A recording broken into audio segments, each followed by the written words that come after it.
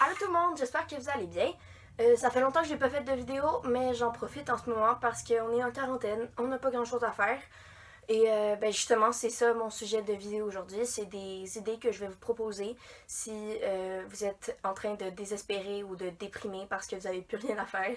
Ben voilà, c'est mes idées pour les semaines. La première idée, dans le fond, c'est ce que conseille même le gouvernement, c'est de sortir puis d'aller marcher ou ben tout simplement de bouger en général parce que ben on va finir par devenir fou si on reste toujours à l'intérieur. Donc si vous avez une cour, vous pouvez aller juste prendre du soleil, des fois ça fait du bien, ou juste aller courir, je sais pas, peu importe, mais juste dépenser notre trop plein d'énergie parce qu'à un point, ben on va plus y arriver puis ça va être horrible. La deuxième chose super importante à faire, selon moi, c'est de faire des appels ou des appels vidéo, peu importe, avec vos amis. Dans le fond, j'ai l'impression qu'en quarantaine, c'est ça qui va nous manquer le plus.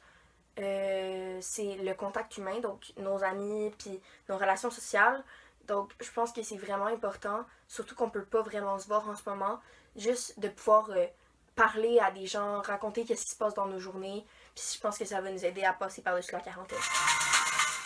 Ma troisième idée, c'est plutôt si vous êtes plus créatif ou plus calme, c'est de lire et écrire et scrapbooker, dessiner. Dans le fond, lire ou écrire, ça va vous permettre de vous évader dans un autre monde euh, autre qu'en ce moment la quarantaine chez vous. Ça va vous permettre de comme découvrir des nouveaux personnages puis avoir l'impression que le temps passe plus vite la majorité du temps. C'est ça qui arrive quand on lit.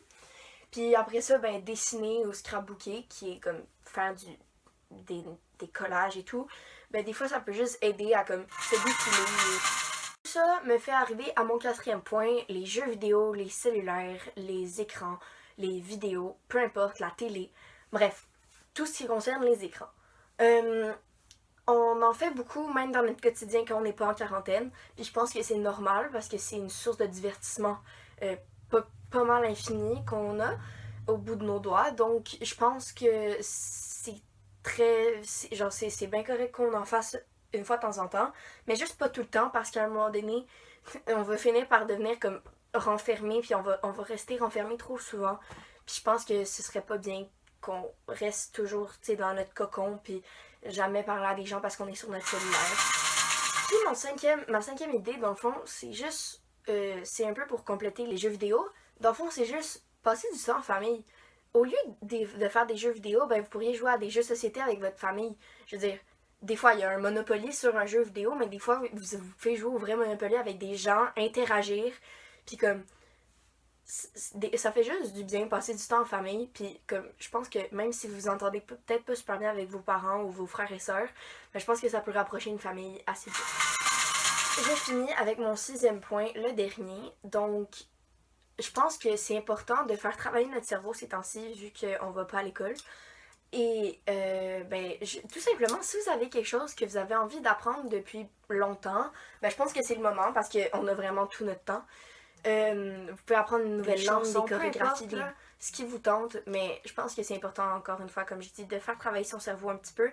Ça va nous réveiller mentalement, puis ben, en même temps, on va avoir appris quelque chose qui nous tentait de. Voilà, c'est tout pour aujourd'hui. J'espère que vous avez aimé la vidéo et que vous avez trouvé au moins une idée dans celle que j'ai proposée qui vous appelle et que peut-être que ça va vous aider à faire passer le temps puis que je vous ai diverti pendant ces quelques minutes de vidéo. Donc, bonne